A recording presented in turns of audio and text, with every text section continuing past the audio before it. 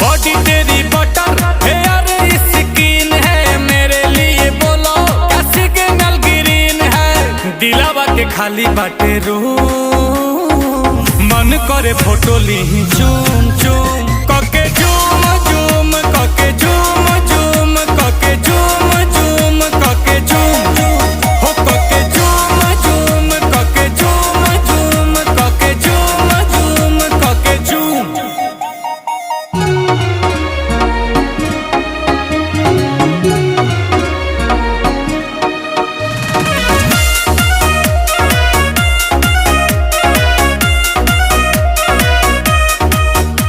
वो मीठी मीठी बातें गजब की